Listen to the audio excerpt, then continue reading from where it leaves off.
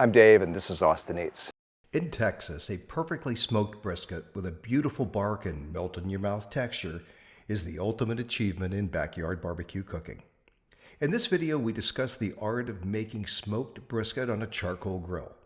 With a little bit of patience and the right technique, you can make an incredible smoked brisket that's tender, juicy, and bursting with flavor. Before heading out to the butcher shop, you need to decide on what to buy. Do you want a whole packer brisket or just the flat? Also, what grade do you want? Choice, prime, or Wagyu? I always buy a prime brisket because it has more marbling than a choice brisket and the cost difference is nominal. It's the fat content that truly matters for maintaining moistness during the cooking process. In Austin, Texas, a Wagyu brisket is almost 3 times the cost of a prime brisket and not worth the price tag. The whole reason to buy Wagyu beef in the first place is to be able to taste all that wonderful fat. But if most of it renders out, then you have a very messy smoker and no significant difference in the final brisket. Save your money and invest in some more cool barbecue gear, like a fireboard. Look for a prime whole packer brisket with a thick fat cap. While the fat cap is crucial for moisture and flavor, excess fat can prevent the smoke from penetrating the meat. It can also lead to unwanted flare-ups. Take the brisket out of the refrigerator an hour before trimming. Place it on a sturdy plastic cutting board and pat it dry with paper towels. Trim the thin edge of the brisket. Anything that is too thin will just dry up inside the grill. Next, trim the thick edge of the brisket. Then trim the fat deposit on the meat side of the brisket. And finally, trim down the fat side, or also known as the fat cap, on the other side of the brisket down to about a 1/4 inch layer of fat. Watch my video on how to trim a brisket for more information and what to cut and what to leave. It just helps seeing it being trimmed. There's a link to that video in the description below. In Texas, we like a simple dry rub, coarsely ground black pepper, and kosher salt. That's it. Grind whole peppercorns in a coffee grinder for about 5 seconds, then add the kosher salt and give it another spin. The key to a good brisket is low and slow cooking over indirect heat. Arrange your grill for indirect heat by placing the charcoal in charcoal baskets on one side of the grill. Leave the other side of the grill free for indirect cooking. If you're using a Kamado Joe or Big Green Egg, set up a smoker for indirect cooking using the deflector plates.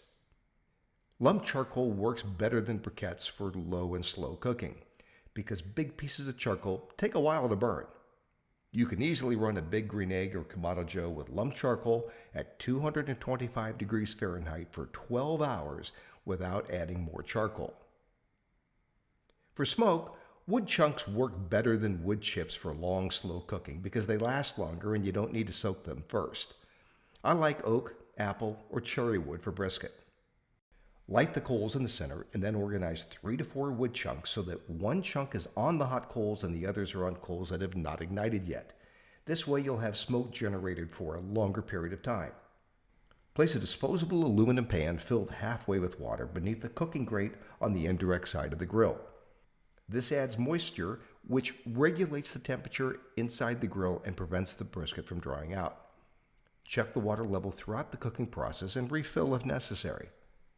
Preheat the grill to a steady 225 to 250 degrees Fahrenheit. Use the bottom and top vents to control the airflow and maintain consistent grill temperature. A temperature-controlled device like a fireboard is a huge help when cooking low and slow. On my Kamado Joe, the fireboard will maintain 225 degrees Fahrenheit, plus or minus 2 degrees, until the fuel runs out. If you don't have a device like a fireboard, then a meat thermometer is essential to monitor the internal temperature of the brisket as it cooks. Place the brisket on the grill grate, fat side up, with a thermometer inserted into the thickest part.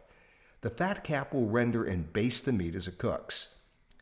Position it over the indirect heat zone with the thicker part of the brisket closest to the heat source.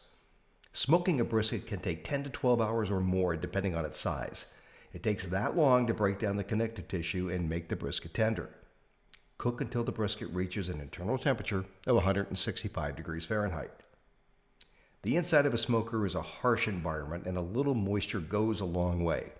In addition to the water pan, spritz the brisket with cool water every 30 to 45 minutes, starting with the second hour of smoking. Spritzing prevents the brisket from drying out, and it helps with the formation of a smoke ring and the creation of a delicious crusty bark. The internal temperature of the brisket will climb steadily to about 160 to 165 degrees Fahrenheit. Then it will just stop climbing. It will just sit there around 165 degrees. Welcome to the stall. This is the point during the cooking process where the brisket forms moisture on the crust that cools the brisket as it evaporates. The internal temperature will not climb until evaporation stops. Resist the temptation to open the lid and peek. You'll just add 10 minutes to the overall cooking time every time you do. Be patient, it will start moving again. When the temperature starts to climb, take the brisket out and wrap it up. Many professional barbecue pit masters, including Aaron Franklin, believe in wrapping a brisket. There are two choices for wrapping a brisket: aluminum foil and pink butcher paper. You can wrap a brisket in aluminum foil using a technique called the Texas crutch. But the foil will prevent steam from escaping and the brisket will have a loose texture, a lot like pot roast. Pink butcher paper, also known as peach butcher paper, allows the brisket to breathe, resulting in a better texture. Don't worry about it burning in the smoker, it won't. Start by laying 2 pieces of pink butcher paper down on a table with about a 6-inch overlap. Place the brisket in one corner and paint the brisket with a half a cup of melted beef tallow to enhance the flavor of the meat. Fold the paper over the brisket, then fold both sides in and roll up the rest. Pay attention to how many times you fold it over so you know where the fat cap is. Place the brisket back in the smoker in the same orientation that it was before being wrapped, meaning fat cap up. At this point in the cooking process, smoking is done. Wrapping is all about preserving the remaining moisture in the meat, not adding more smoke. Continue to cook until the brisket's internal temperature reaches 202 degrees Fahrenheit, measured in the thickest part of the brisket, about 2 hours. At this point, the connective tissue is broken down and the meat is tender enough to pull apart with minimal effort. Now you have a decision to make: burnt ends or fatty brisket. You cannot have both. Most barbecue joints in Austin leave the point on the brisket and ask if you want fatty or lean brisket. That means, do you want part of the flat in the point or just the flat? This is also how most competition cooks cut their brisket. If you want burnt ends, watch my video on making burnt ends. A link is in the description below. Now it's time to let it rest. A brisket has to rest at least 2 full hours before it's cut. This step is critical if you want juicy brisket. Take a look at these 2 pictures.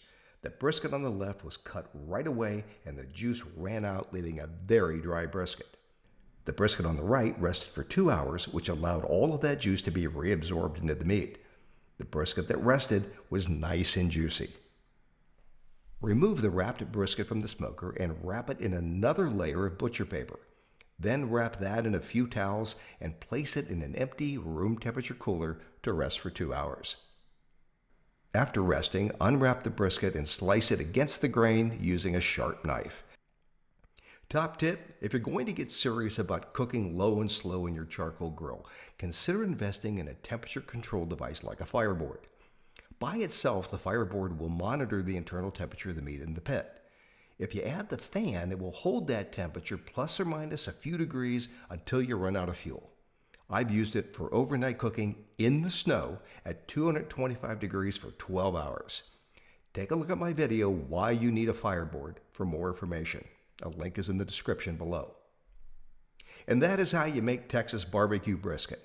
With a little patience and the right technique, you can create a delicious smoked brisket in your charcoal grill.